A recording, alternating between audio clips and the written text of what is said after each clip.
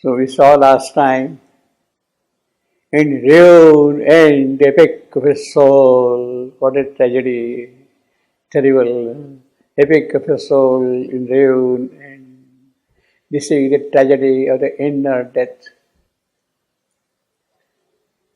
the spiritual death,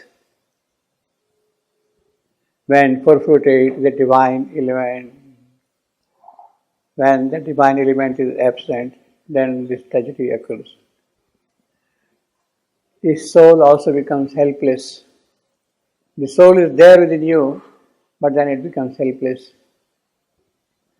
And only mind and body live to die.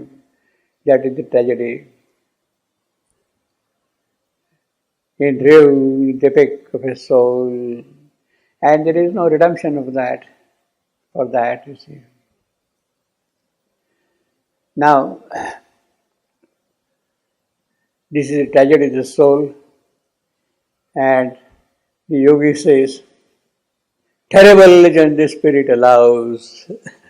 All these people, all these antagonist powers, hostile, anti-divine, terrible religion the spirit allows. This section is a short one, 63, section 63, 16 sentences. In ruin ends the epic of his soul.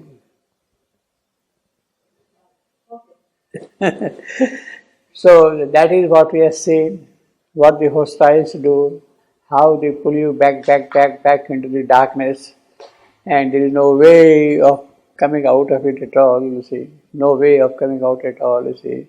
In ruin ends the epic of his soul. Epic, the great majestic story of the soul, the evolution of the story of the soul, that is the epic, that ends. This is the tragedy of the inner death. And then the poet starts with a new section, 16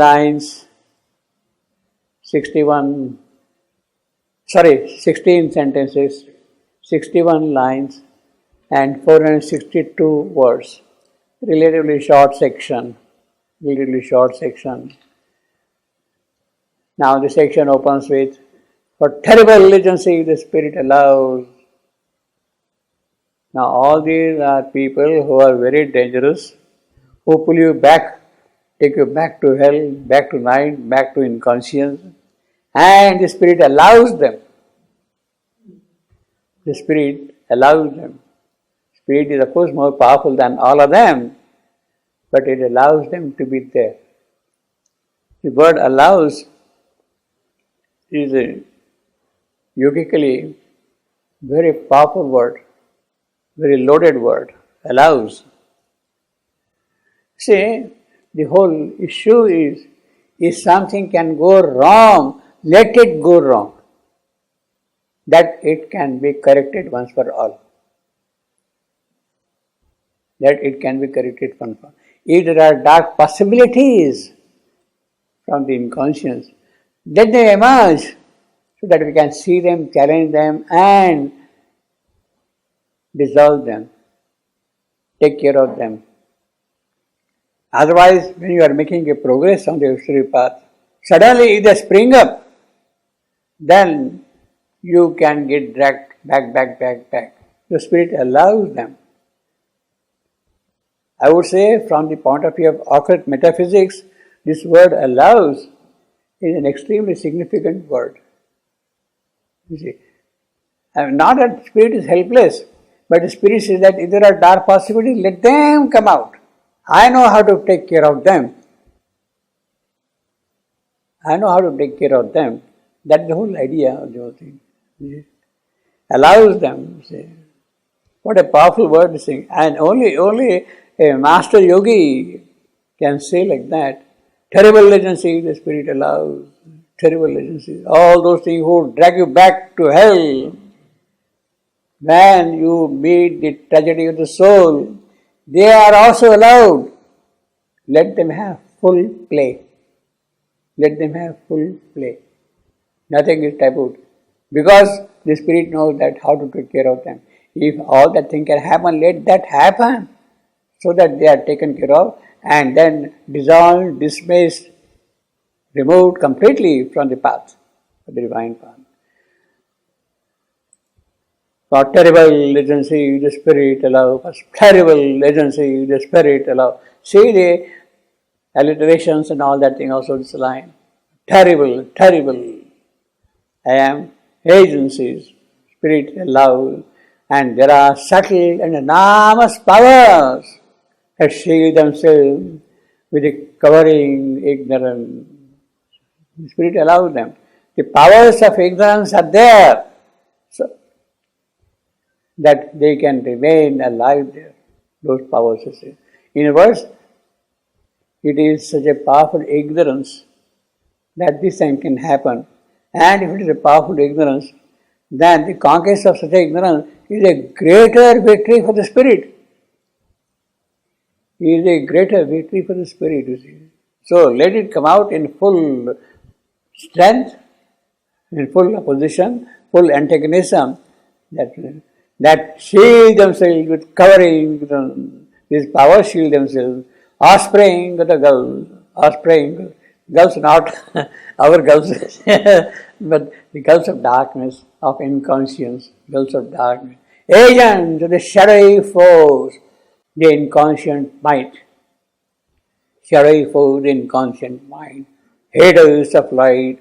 So he is describing now offsprings become agents of force, haters of light, intolerant of peace, aping to the thought, a shining friend and guide.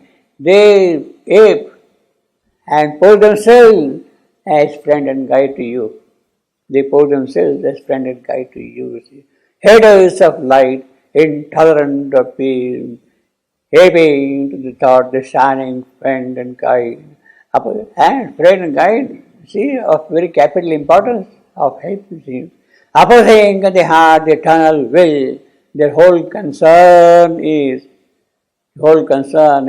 to oppose the eternal will, the divine plan, the divine design, the divine idea that has got to be implemented. It is that they would like to thrash, like to squash. They weigh the occult, uplifting harmonies. The occult, uplifting harmony. The harmonist who is trying to uplift you up, they veil him completely. See. So the friend, the guide, the harmonist, who are your helpers, they come and remove yourself from them completely, take you away from them. Obey to the thought, the shining friend and guide. So this is what the Spirit is allowing it. These are some examples how they are allowed. How the Spirit allows these things. These are few examples. That you have got offsprings ridicule, you have haters of light, you have got people who ape like friend and guide, who veil the harmonies. These are some examples of how the Spirit allows them to be. The poet has given some examples of that thing. His wisdom's oracles are made our bond. His wisdom's oracles. Harmonist wisdom. Harmonist wisdom.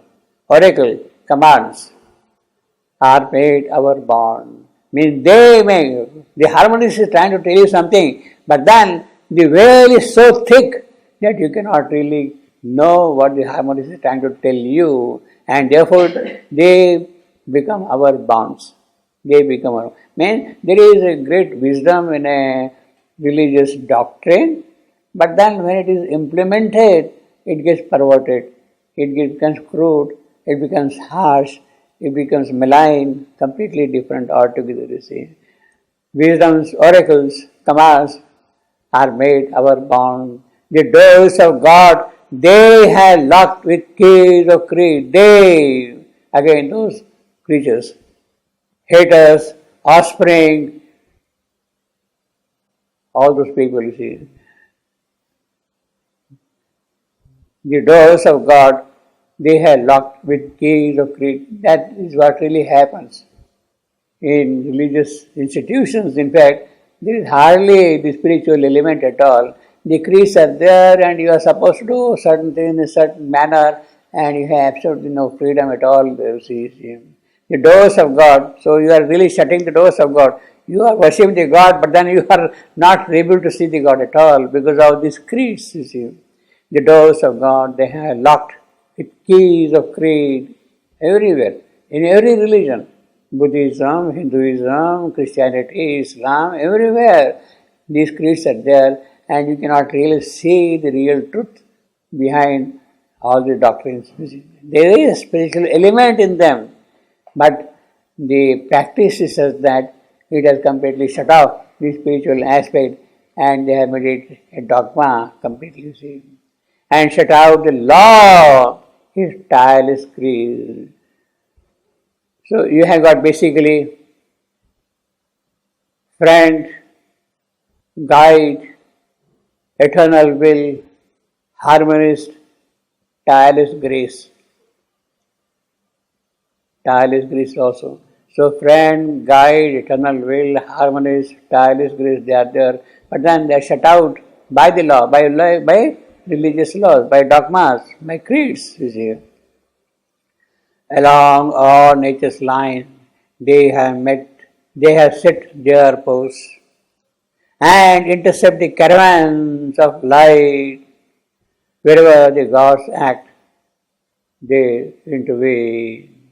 So the caravan is moving in the desert, but then it is stopped by these people. You cannot move further at all. You see.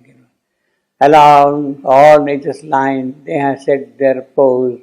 So you cannot really go past the post unless you meet them, encounter them, conquer them, move forward, you see.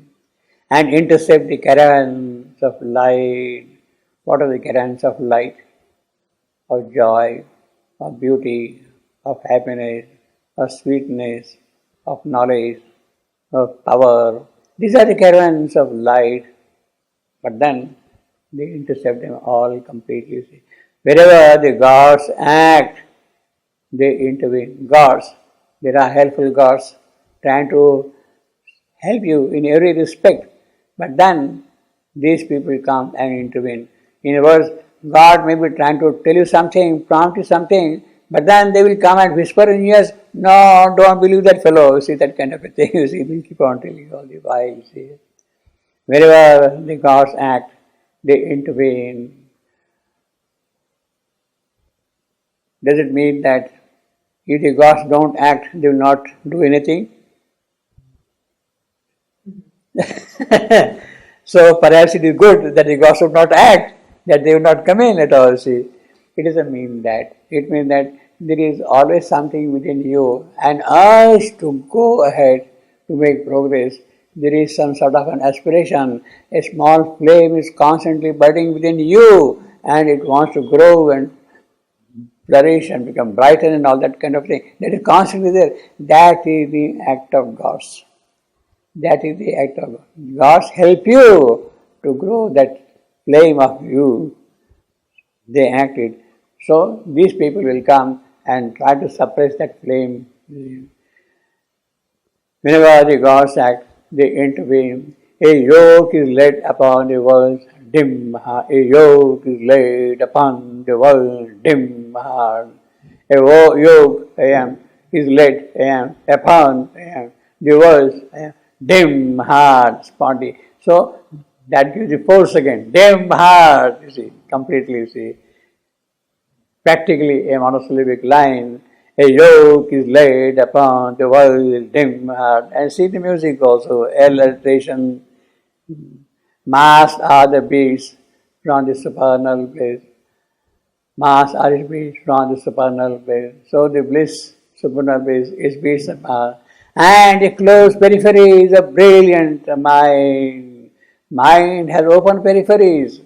But then brilliant mind has open peripheries. They can expand, can grow. But then these people will come and close the peripheries.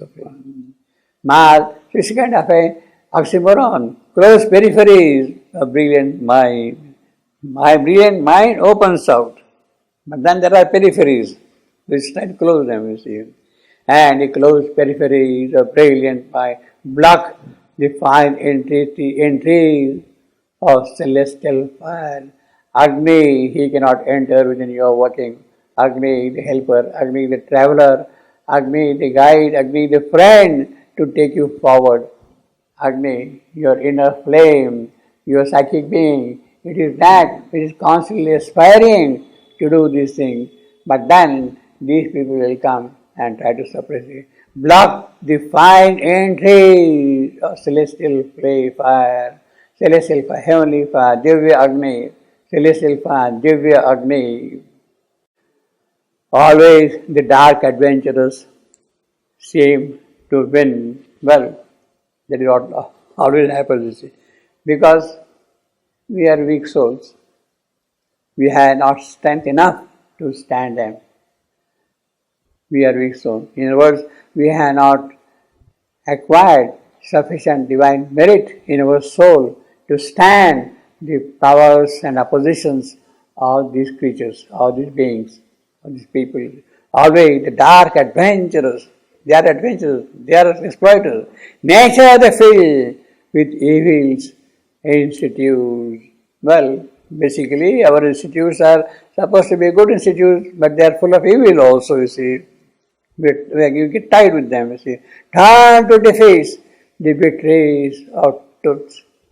Really, you conquer great battles, win big battles, but then those battles become something negative. You kind of get drunk with power, and then the purpose for which you have fought the battle, for the right, for the good, that gets lost. That gets lost, you see.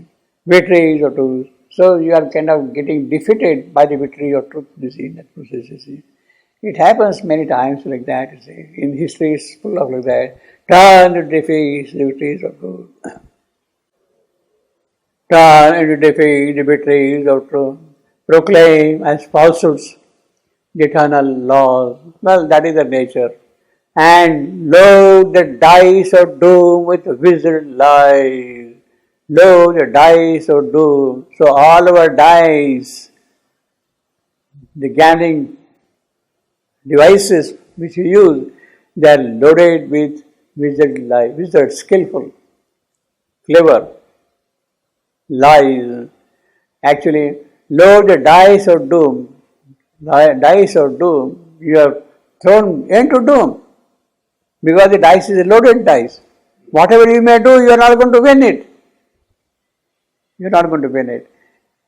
Even the dice which you throw, if it is loaded in some places and the expert knows how to throw it, he will always get what he wants. You see, he will always get what.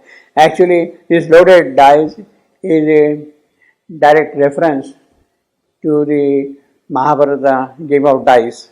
In the Mahabharata game of dice, you see, that they played the game of dice, and then Duryodhana, his maternal uncle, was a very clever fellow. Shakuni was a very clever fellow, and he had a knack of loading a dice for a particular purpose, and it is with that loaded dice they played the game of dice, the gambling game, and then they lost everything, the kingdom, even Draupadi, everything, and they are driven out for 12 years to the forest, and 1 year they had to live after 12 years. 1 year they had to live as incognito, not to be recognized by anybody.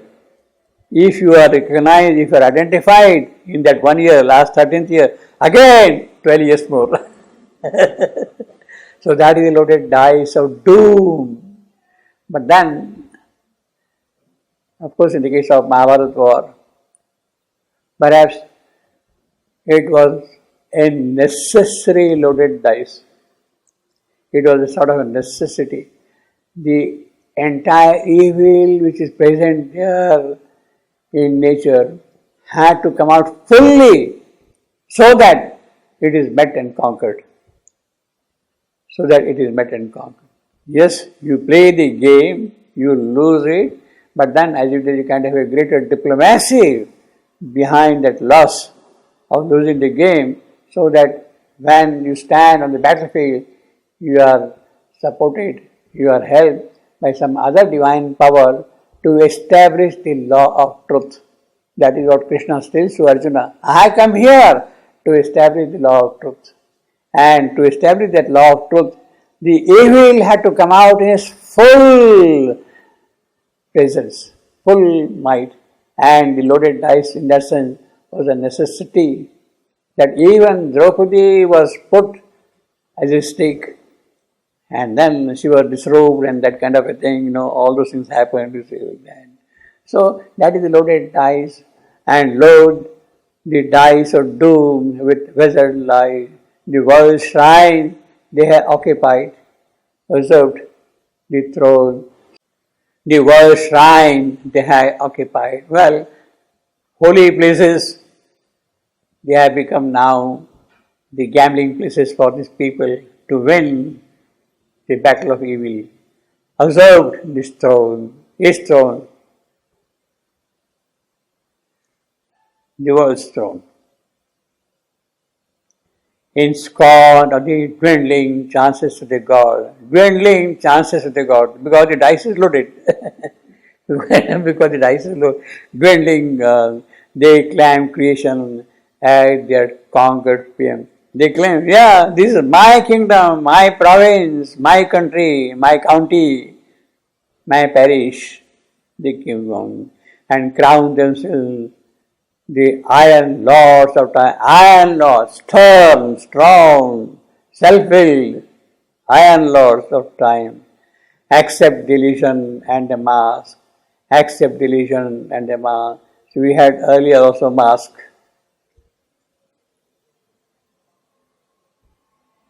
Masks are is based from the supernal bliss. Masks are is based from the supernal bliss.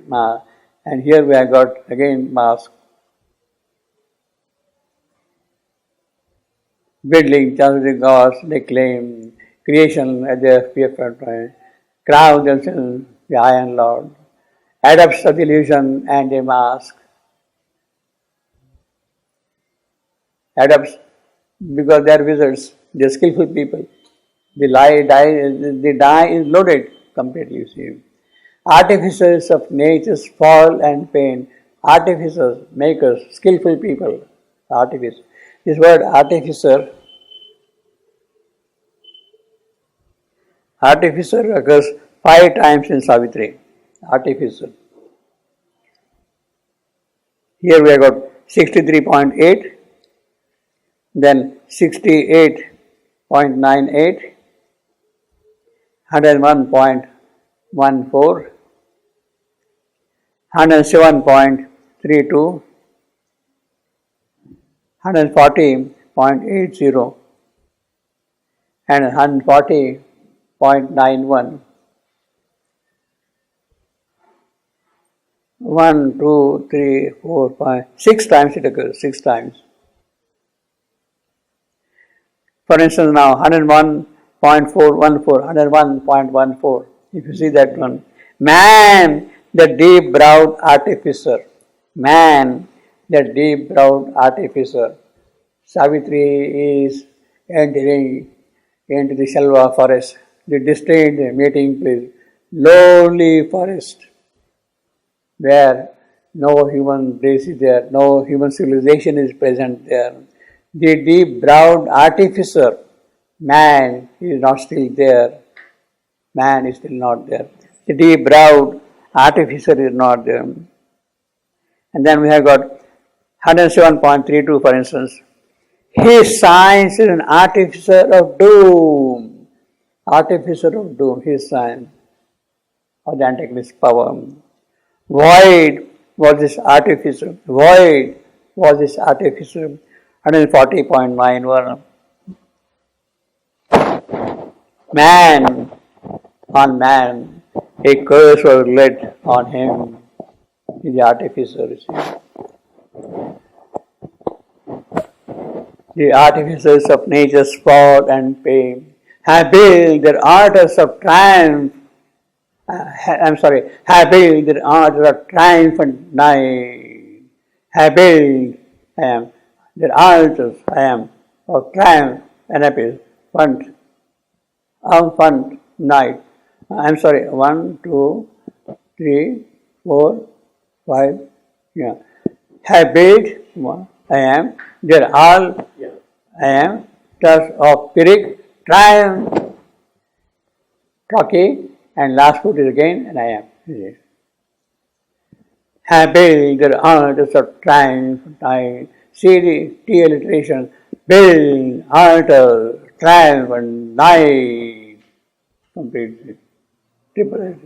The clay temple of terrestrial life, in the clay temple of terrestrial life, clay of mud, of physical body. Our body is a clay temple, basically. In the vacant presence of the sacred fire. So the sacred fire is burning there, but the whole area is completely in the vacant presence of the sacred fire. Now, this is a bit of a mixed image in the sense that the presence of the sacred fire. I don't know whether in the church there is a fire. I don't think they really light a fire in the church at all.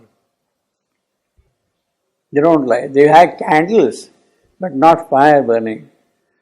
So this is kind of a mixed picture of the sacred fire or the Indian tradition of Agni, Yajna, and the church scene in the vacant presence to the sacred fire. In front of the reredos and the mystic rite. Reredos and the mystic rite. What a word, reredos. Behind the altar in the church, there will be a kind of a hanging that is called reredo. It can be a hanging, a painting.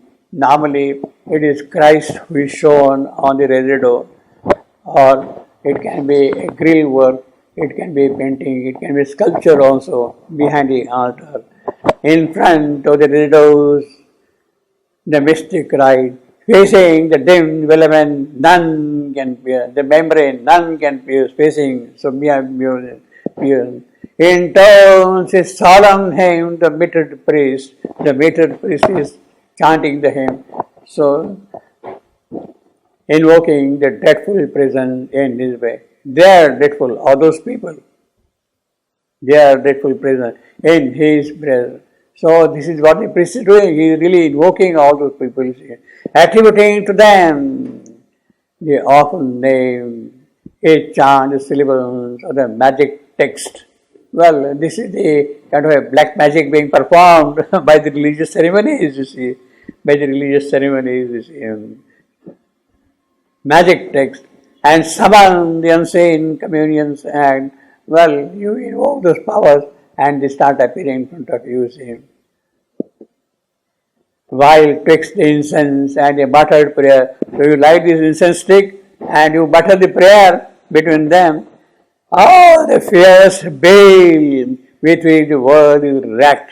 The evil with which the world is racked. Bale, the evil, racked, world is racked, is mixed in the foaming chalice of man's heart. Man's heart is a chalice in which it is poured, and poured to them like a sacramental wine. What a terrible ceremony, you see. What a terrible ceremony. This is what happens in the churches, all these people. Well, this is actually seen, exactly the scene, what is described also in the Purana, as I told you earlier, in Patala, the lowest underworld. You have got the sons of Diti, the divided force. And the sons of Diti are doing all these ceremonies and they are worshipping their Lord Vishnu, with all these rites and with all the chanting, with the incense, with the burning the fire and all that kind of thing, and pour to them like sacramental wine. So this is sort of a little mixed picture of the church scene and of the Puranic scene, you see. Assuming names are divine, they guide and rule. So they will say, very friendly people, they will take name Shiva, Vishnu, they will give names like that people, but then they will do all evil things. Samuel, Emmanuel, right? All those things will give those beautiful names, Margetta, whatever like you call them. And then with those things, assuming they define, they guide and rule upon to the highest, they have come out of the world of soulless thought and power to serve by enmity the cosmic scheme. So they are also serving by enmity, serving the cosmic scheme. Cosmic scheme means they have a kind of a necessary part to play in the whole game of evolution, in the whole game of. In other words, you imagine that the inconscious is a treasury, is a bank of every kind of hostile possibility, and that hostile possibility is also kind of serving God's purpose, because from that hostile something good, something helpful, something beautiful, something full of grace can emerge. Night is the refuge and strategic base. Night is the refuge and strategic base. If somebody attacks them, they will go and retreat in the night. They will go and retreat in the night. Strategic base. To serve by enmity the cosmic scheme. Night is the, so ultimately it is the darkness of the inconscious, in which these people will go and remain safe, remain sheltered by the night against the power of light. Night is so strong that as if light cannot penetrate into that region at all, and therefore they can remain in that night safe, and therefore it is a place for the refuge to remain unaffected by the powers of light. Night is their refuge and strategic base. Let us see this very beautiful thing. Night is the refuge and the strategic base. 147.36. See, this is the last scene of Savitri's encounter with death. Savitri's encounter with death. After long debate, after long logomachy, chopping logic, each one hurling his instrument of destruction, of positive and negative, the debate comes to a kind of a stalemate. And at that point, Death says, if the Divine Mother is with you, show me your face, so that I will worship her. He was doubting all the while that Savitri is a human mortal, but then ultimately he says that if the Divine Mother is speaking through you, let me see her so that I can worship her. And then Savitri reveals the full divine form of hers, complete divinity standing in front of death, and then death shudders and is kind of conquered. He is afraid. He wants to run away from that. And that is the scene we have got here. His body was eaten by light. His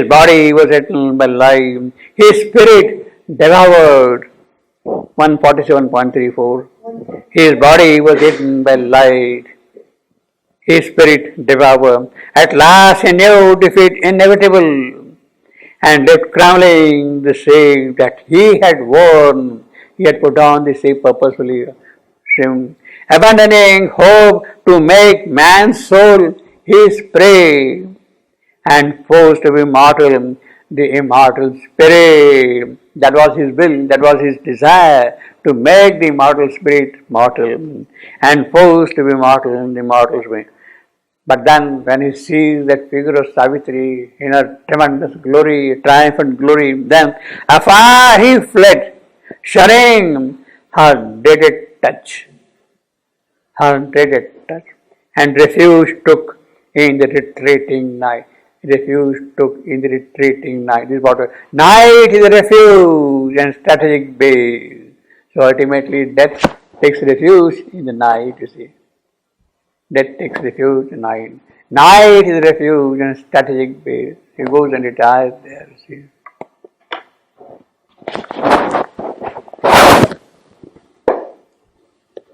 Afar he fled and took refuge in the night. Retreating night. The night also is retreating. You see. Night is a refuge and strategic way. Again, the sword of flame. Well, there was Savitri, divine Savitri saying, the sword of flame, the luminous eye. She is looking into him. Bastion, they live in massive force of gloom. Well, they live in the bastion gloom. Calm and secure in sunless privacy. Sunless. So that is a refuge in the night. That is the refuge in the night. Calm and secure in sunless privacy. No wandering ray of heaven can enter there. Even if it wants to go, it is helpless. The night is so thick, the opacity is so great that even the ray of heaven cannot penetrate into it. It needs only, not ray, it does not need, what it needs is power. Power, not light, but power. To conquer that thing, what is required is power. That is what Savitri has shown to death. She is standing there now in a full might. No wandering ray of heaven can enter there. Armored, protected by the lethal mask. Again we have got this third time mask. Armored, protected by the lethal mask. As in a dumb, creative death, the giant sons of darkness sit and plan the drama of the earth, their tragic stage. Earth is their tragic stage. They are playing their drama on the earth. See? So that is the whole problem. In their own world they are happy, of no consequence. But when it comes to the earth, means when it is the aspect of evolution of the soul, earth stands for the evolutionary aspect. When it comes earth, then they come up. Their tragic stage. Their giant sons of darkness sit and plan. The giant son, I am, of dark, I am. They sit, all are I am. The giant sons of darkness sit and plan. Completely iambic line. The drama of the earth, the tragic stage. So earth is the stage for all this. Means all the creative things are going to be here on the earth. The whole game is on the earth. Because it is only on the earth that the evolution is going on. Not in the typal worlds. Not in the worlds of God. Not in the worlds of angels. Nowhere. Only on the earth that the game of evolution is going on. That is exactly what we have got. The ancient disputant in the very first canto we have got earth and love and doom, the ancient disputant. Earth and love and doom, the ancient disputant. Here what we are seeing here is the aspect of earth and doom. The aspect of love has not come here. Aspect of love will come later on when Savitri discovers love.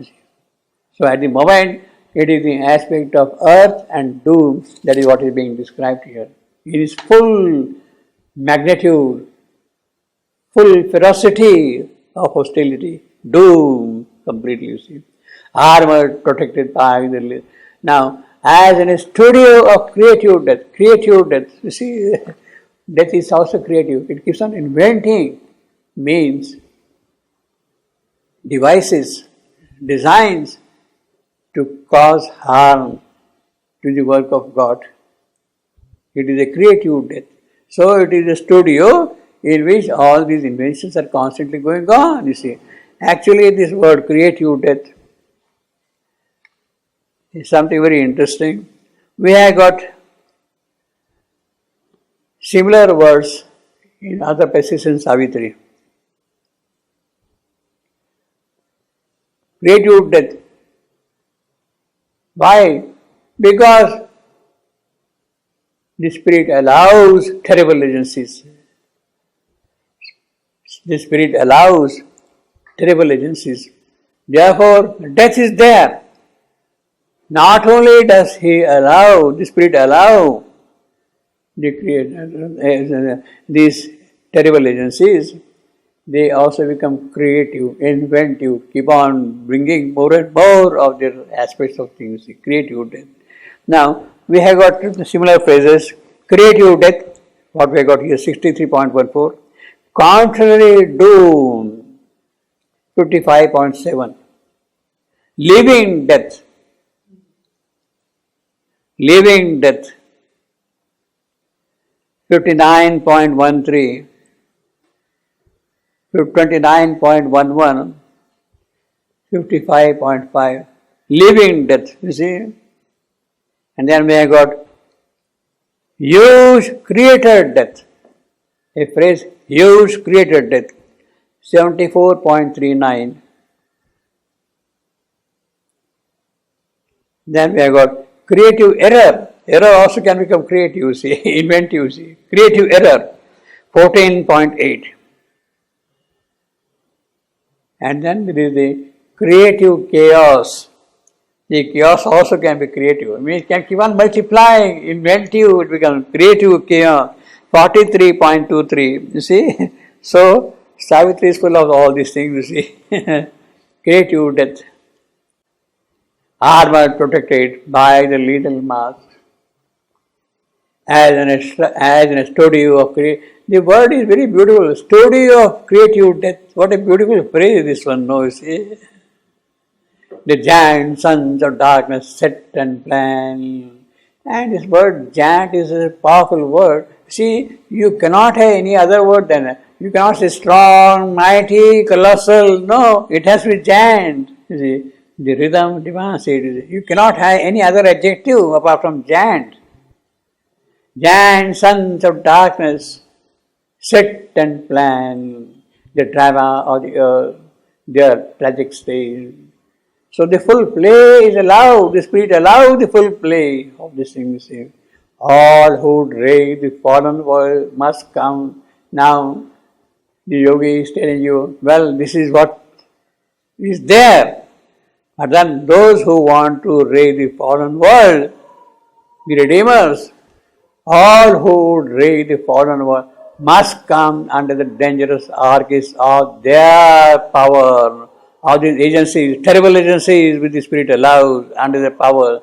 Every day who wants to raise the fallen race, he must come under the spirit.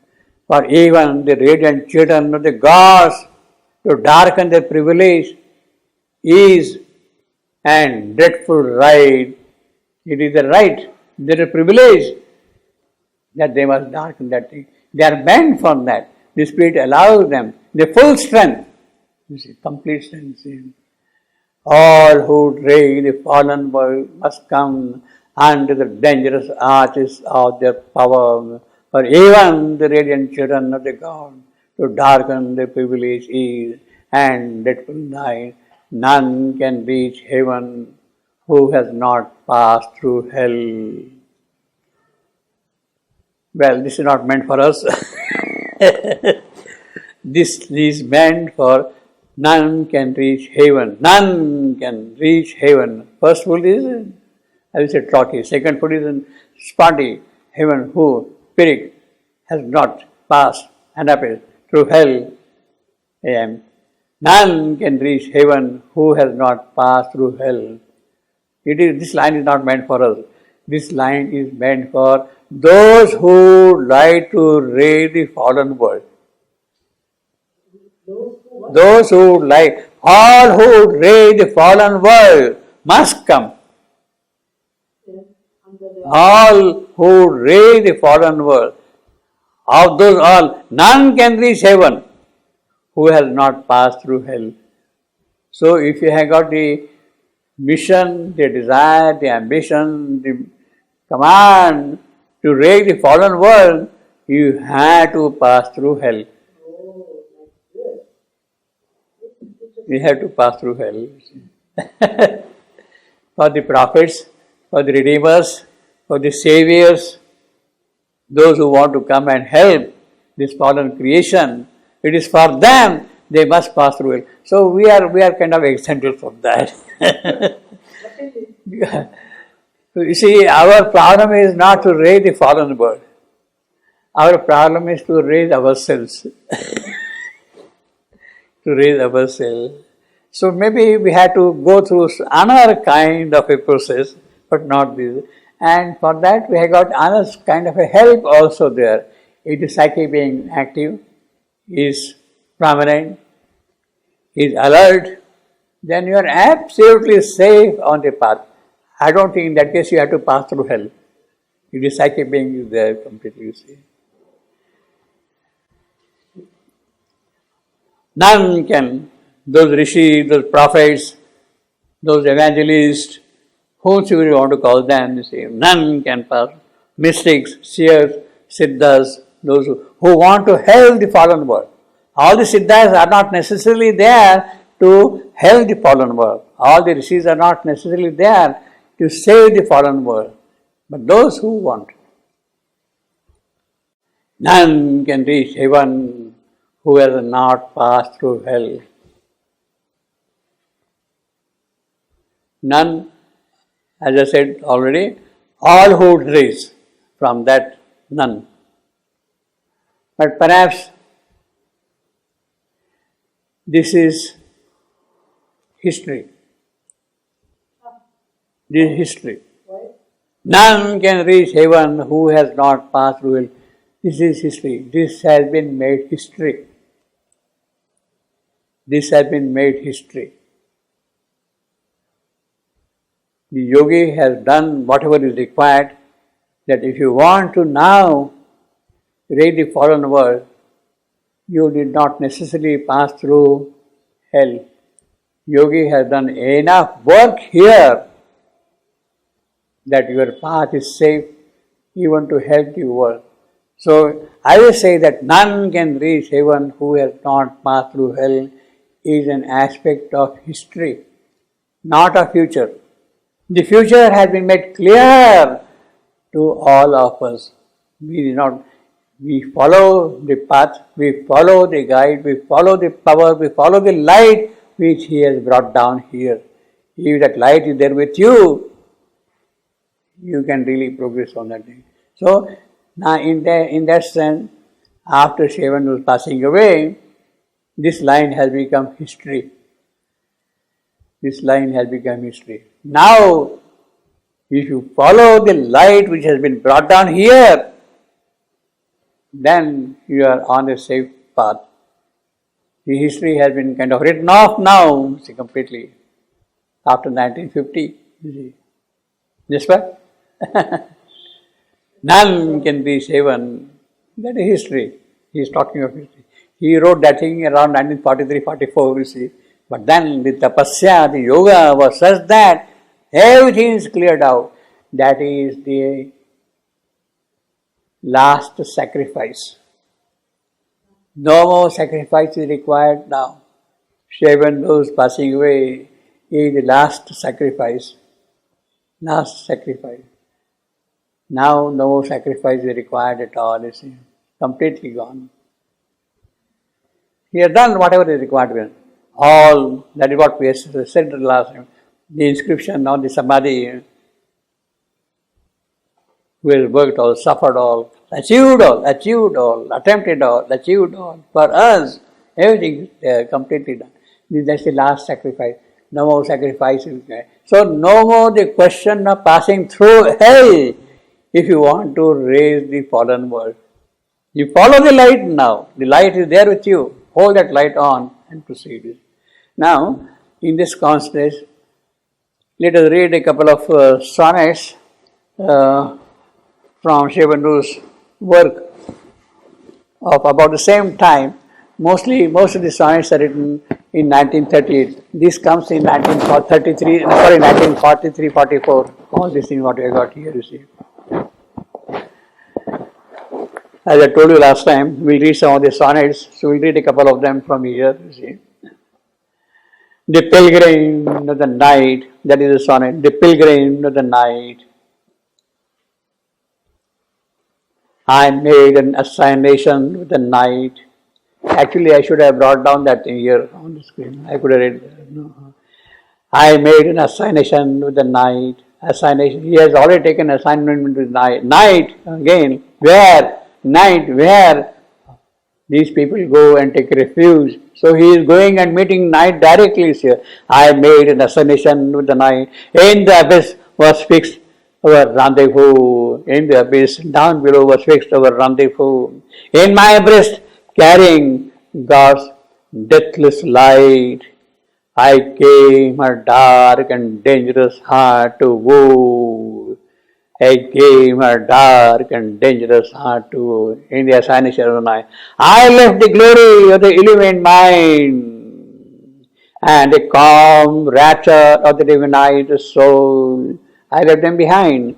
I left the glory of the illumined mind and the calm rapture of the divinized soul and traveled to a vastness dim and blind. Well, this is what I got. Vastness dim and blind to the grey shore where her ignorant waters roll, her of that night, where her waters roll, ignorant waters roll, to the grey shore where her ignorant waters roll. So he has come to the night.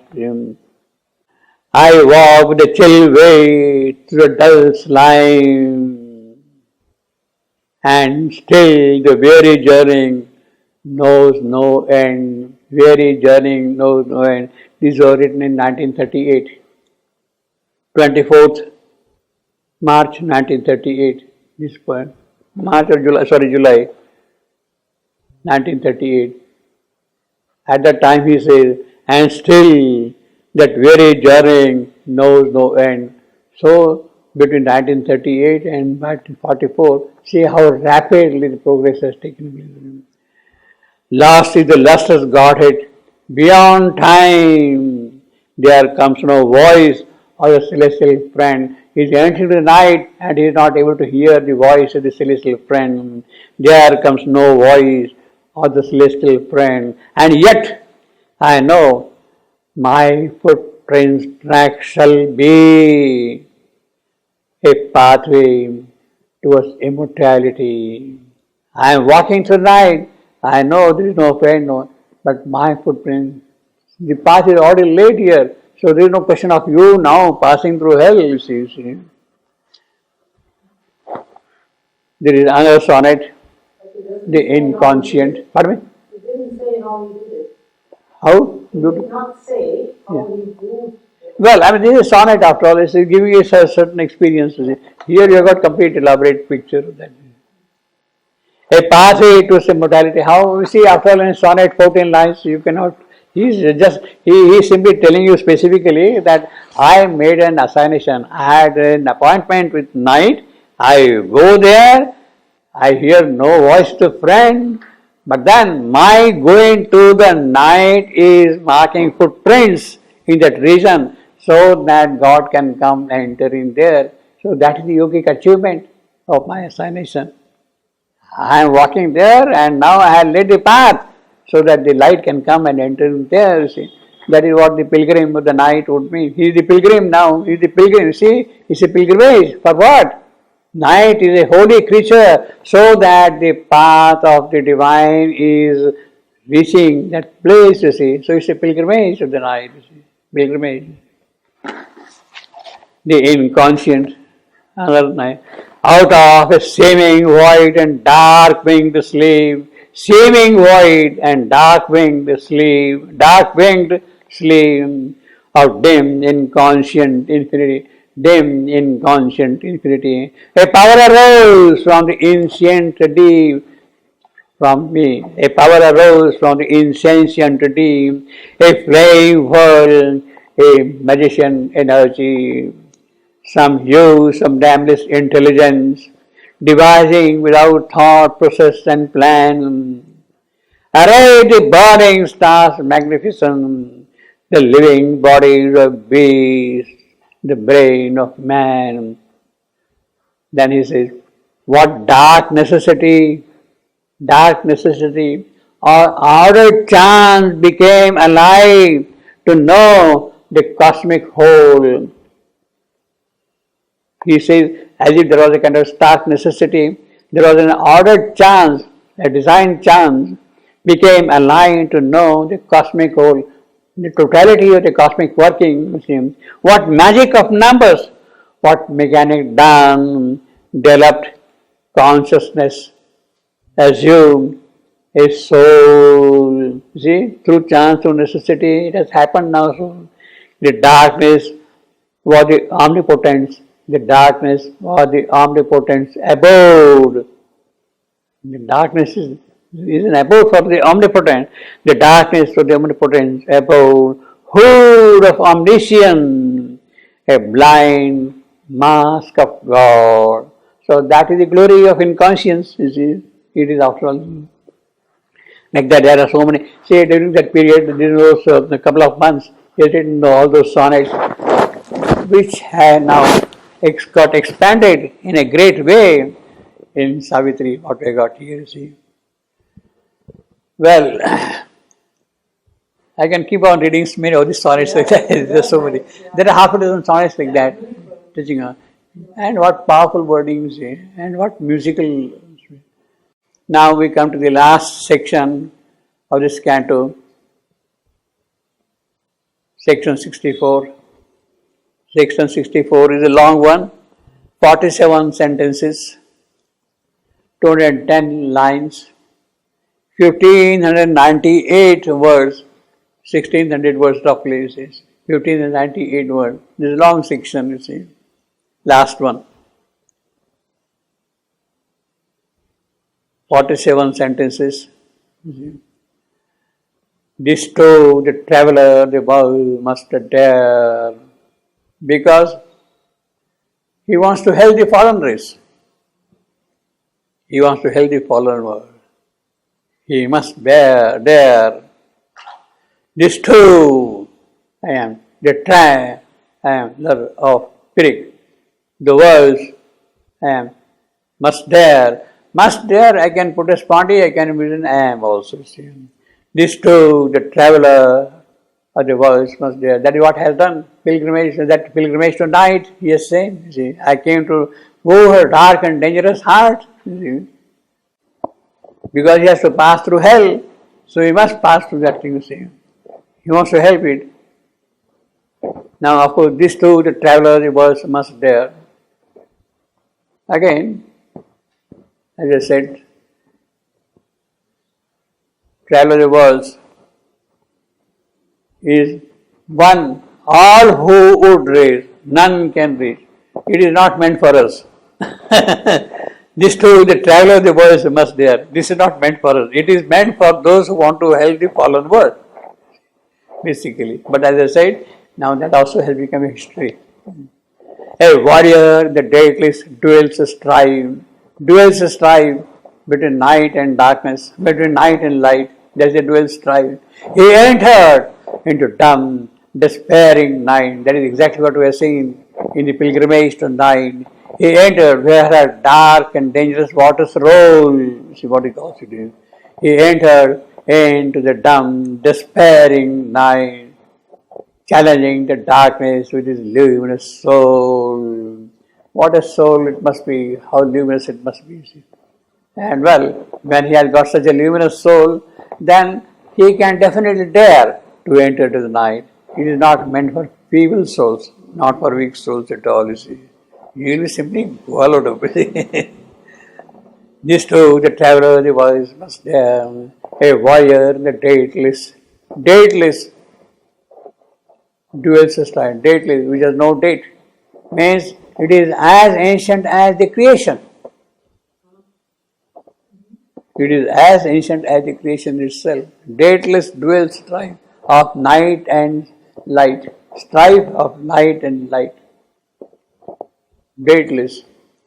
He entered into dumb, despairing night. Now, those evil powers, when they are confronted by light, they take retreat in the night.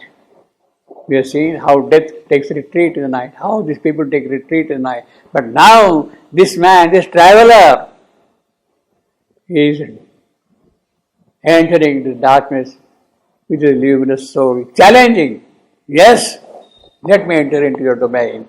Let me conquer you. Challenging, alarming with his steps, the threshold of gloom, alarming with his steps. You see, my footprints shall be the pathway for the divine to come. That's what the sonnet says. As shall go the night, my footprints shall be for the path of immortality. Here is alarming with his steps, the threshold of gloom, the gloom which is there, the doorstep. That gloom itself is alarmed by his coming, by his approach, you see. He came into a fierce and dolorous realm. What a terrible thing, you see. Assassination with the night, you see. He came into the fierce and dolorous realm. People were souls who never had tasted bliss. This is the domain, this is the night. They had never the taste of bliss. People by souls who never had souls. They are not really souls, they're beings here in this sense of being. Soul has a different meaning in English language in different contexts. You see. We say poor soul, like that, you see. Evil soul, we say. You see. People with souls who never had tasted pain. Well, they were born like that without bliss. But then at the same time, their being there itself was a bliss for them. You see, nobody can live without happiness, without bliss. Maybe I am doing evil thing, but I am enjoying the evil thing. that kind of a thing, you see. Ignorant like men, born blind, who know not light, born blind. So they have no bliss, they have no light at all. They are born blind right from the beginning. How can you know what light could be? Ignorant like men, born blind who know light. Ignorant, dactyl, ignorant like men. I am born blind, spondy. What a powerful spot. Ignorant like born blind. You have got dactyl, you have got I am, you have got spondy. So that spondy actually gives more strength, more power, more thrust to the dactyl. Ignorant. Born blind, ignorant gets strengthened with that born blind. Metrically speaking. Ignorant like men, born blind, who know not light. They could equate worst ill with highest good. That is what they are there because they are blind. Virtue was to their eyes a face of sin.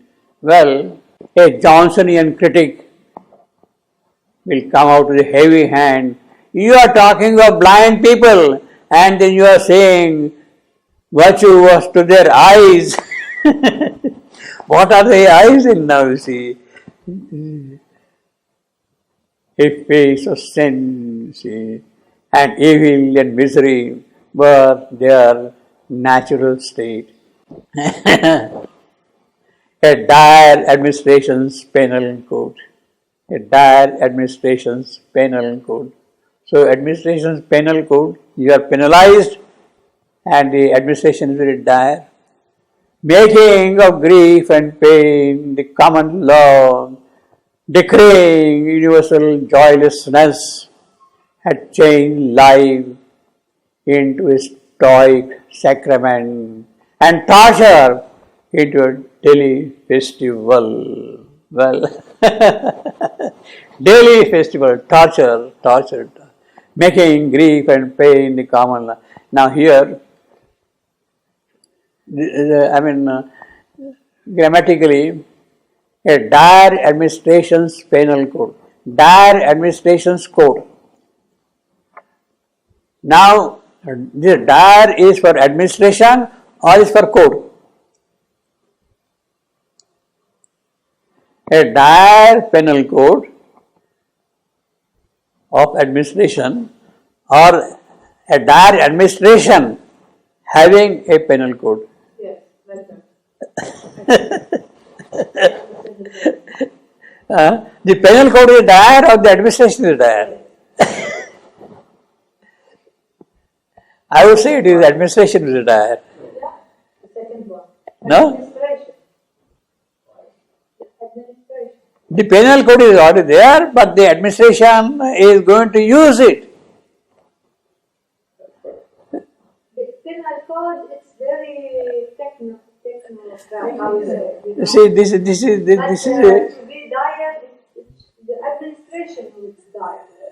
I would still apply it to code. The code is dire. Administration is implementing a dire code Right. with a stern hand, if you like to say. It's difficult to say now. What do you want to how do you want to see it? Administration's code is dire, or the code itself is dire. But what is the administration? Administration means- No, is it the people who make the administration, or is it No. only the word? No, administration means the way in which it is implemented, the code is implemented, is executed. Because administration, it could be the group of the government, the people. If it's like this, I see the administration is dire. The penal code is dire, or the administration is dire. That is. What? How does he say? Maybe he meant it in both ways.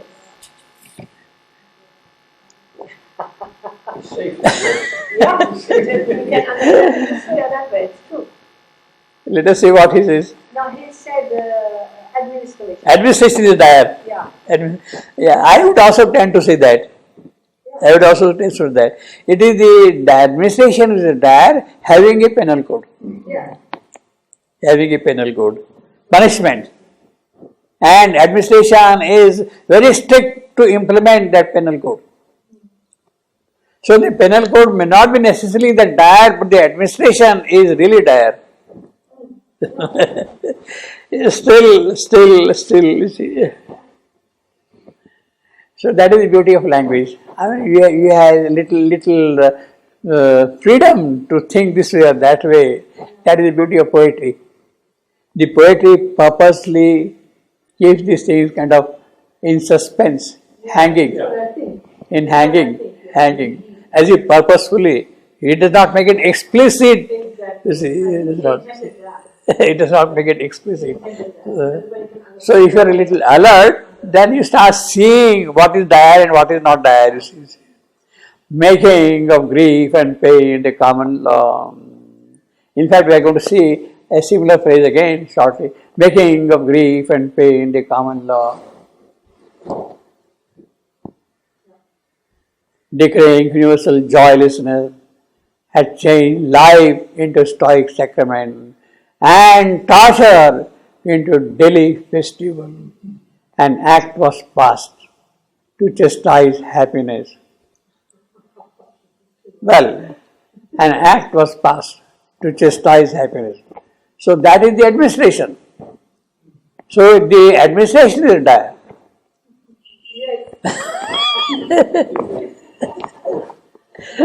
So the administration is dire, you see. An act was passed to chastise happiness. Laughter and pleasure were banned as deadly sin. Banned. So naturally administration is doing that kind of a thing. A questionless mind was ranked as wise content. A dull heart, silent apathy as peace. Worse than tamas, worse than inertia. You accept stupidity as a part of peace, so to say. Stupidity is peace, you see. A dull heart, silent apathy as peace. Sleep was not there. Torpor was a soul rest. Death came, but neither respite gave nor end. Death came, but neither respite gave nor end. Well, Always the soul lived on and suffered more. Death came, but that does not give you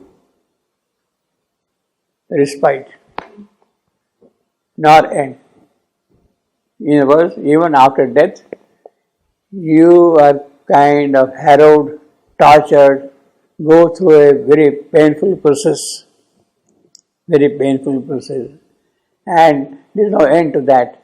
Well, actually, if a person is highly in that state, the vital is so strong, when he's passing, after the death, when he's passing through that vital, everybody will come and jump upon it and try to grab it, you see, complete, you see, pounce upon it, you see. There is no respite for him after death also, you see. The vital is ugly, dirty like that. Like bulls, all these beings will come and eat upon you completely, you see. There is no respite. What is right here? Death came, but neither respite gave nor end. Always the soul lived on and suffered more. Now, this is the condition after death. The soul suffers more because it has lost contact with the divine. Now, there is a poem by Stephen Philip. I don't know if you heard of his name, Stephen Philip. He wrote the poem in 1896. He wrote the poem in 1890. The poem is titled Christ in Hades. Christ in Hades, in the underworld. Christ in the underworld. Now this poem, Christ in Hades, is one of the famous poems by Stephen Philip. Death came, but neither respite nor gave nor end. Death came, but neither respite gave nor end. But when Christ is entering into this underworld, He goes there to redeem these souls. Christ in Hades is the redeemer of these fallen souls. That is the image of the poem. Means, yes, you have fallen, you have sinned, you have committed all kind of nonsense, you have fallen into the hell, but then there is something called grace. And grace does not count your sins and goods and virtues. Grace is grace. Unconditional. He is virtuous, therefore I give him more grace. He is sinful, therefore I will not give. Grace does not distinguish like that. Grace is grace. So it is the act of grace that he is entering into Hades and redeeming these fallen souls. That is the whole idea of the poem. I will read a few lines from that poem. Alright? Keen as a blinded man.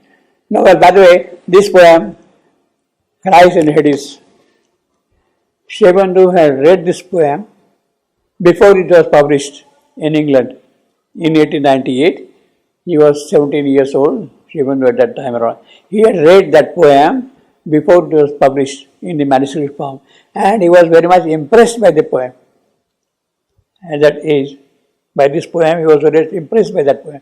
And he says that there are certain elements of that poetry which have unconsciously entered into his poetry later on. Stephen Philip's poetry, you see, he's talking about. So it is a kind of a good association. Sri Aurobindo had read before it was published, and then he said that I kind of had an association with it, and it entered into some of my creative poetry work also.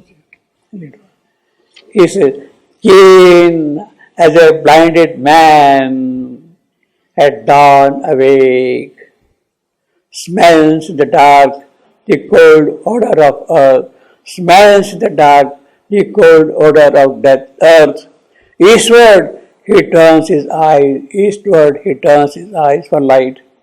And over him a deathful freshness exquisitely breathless breathe. The room is brightening, even his own face.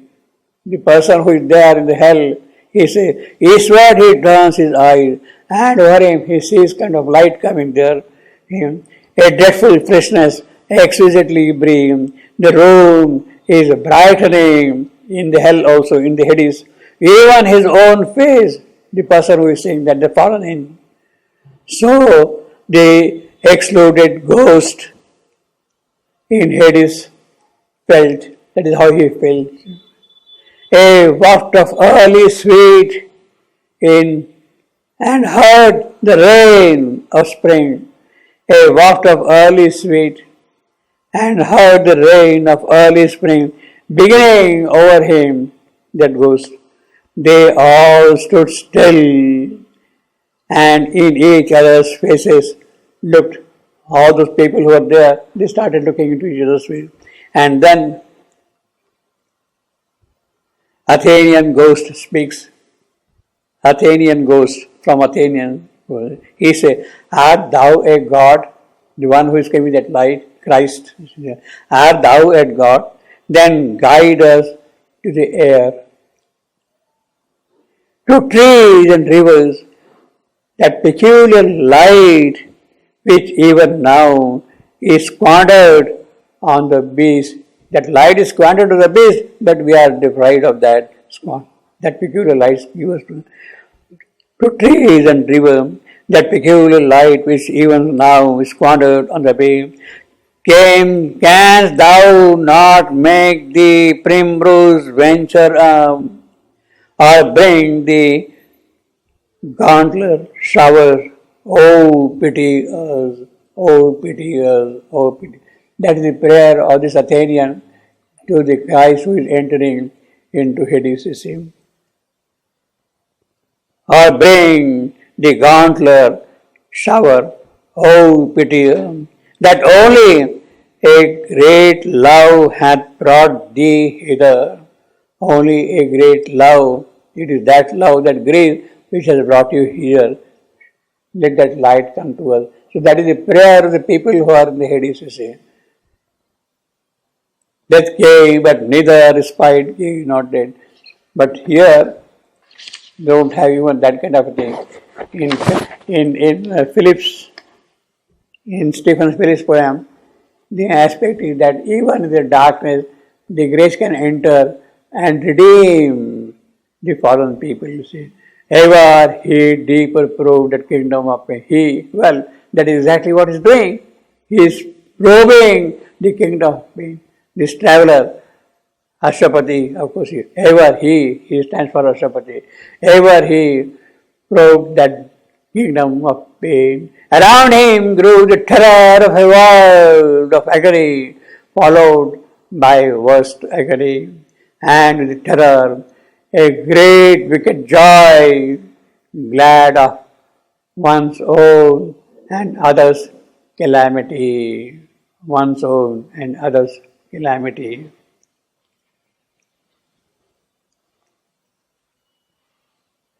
Glad of one's own and others' calamity. Now,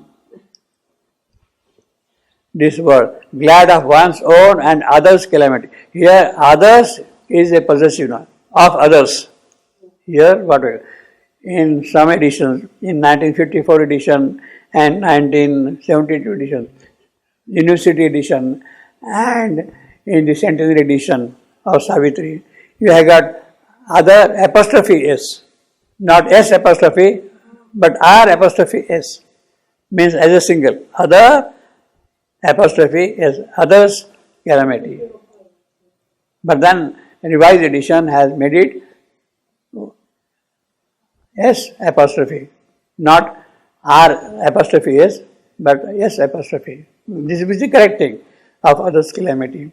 Their thought, that is what Amal did. See, Amal was using his own judgment in editing Savitri. In 1954, he has made other as a singular apostrophe. In 1972, he retained. And again, in 1993 approved the plural apostrophe. That was the problem with Thomas editing, you see. Their thought and life were a long punishment, and therefore the Christ goes there. The breath a burden, and all hope is scourge. The body a field of torment, a mass unease. Repose was a waiting between pang and pang. Repose a waiting between pang and pang. This was the law of things. None dreamed to change. But this man goes there, this yogi goes there, the traveler goes there. This was the law of things. None dreamed to change. Of course, according to Stephen Philip, Christ has gone there to Hades, but here he goes now. This was the law of things. None dreamed to change. A hard, somber heart, a harsh, unsmiling mind, rejected happiness, like a cloying sweet. You want to eat more and more of sweet, but that is sweet. Tranquility was a tedium, that envy. So the peace, the crying with there is a kind of a envy, tedious. Only by suffering, life grew colorful. It needed the spice of pain, the salt of tears. Well, unless you have got some salt, you do not enjoy the food, you see. You need a bit of a spice also to enjoy the food. If one could cease to be, all would be well. Else only fierce sensations gave some zest. A fury of jealousy burning did not harm. The sting of murderous spite and hate and love. The whisper that lived the pit, the treachery strove. The whisper that lived the pit and treachery strove. What a long line. The whisper, I am, that lives unhappy. To the pit, unhappy. The treach, I am, again unhappy. Raise strove. So you got three unhappy there, you see. The whisper that lived the pit and treachery strove through vivid spots on the dull, aching hour. To watch the drama of infelicity, the writhing of riches under the harrow of doom, and sorrow's tragic gaze into the night, and horror and hammering beating heart of fear, were the ingredients of time's heavy cup, that please and help to enjoy its bitter taste. I think we'll stop with that. That please and help to enjoy is bitter. So that is the description which goes on, you see. The terrible agencies are allowed, and is what happens, you see. Of such fierce stuff was made of life's long hell, you see. These were the threads of the dark spider's web. The dark spider's web, you will see that thing again. Dark spider's web, again the same thing. Whether it is the web which is dark or it is the spider which is dark. The dark spider, his web. It's like the ISIS. I will say the spider is dark. To give the real sting to the lion, it is the spider which has to be dark, not the web. You see, it is only a dark spider. If a dark spider is weaving a web, naturally that web also will be very dark. You see, he's not going to make a bright. So again, we have got this. Oh, I think we'll stop with that. Enough. Okay. Dark spider's web. Dire administration's penal code. Dire administration's penal code. That is the beauty of English language also. You see, French language will not allow that kind of an ambiguity. No, it's more It allows? clear. But it's more clear. In poetry allows? Clear, yeah. Okay. Because Okay. you can put it in a way, it's not like this. Sabah. In English there is no verb, you have a column of word like this. You have to guess.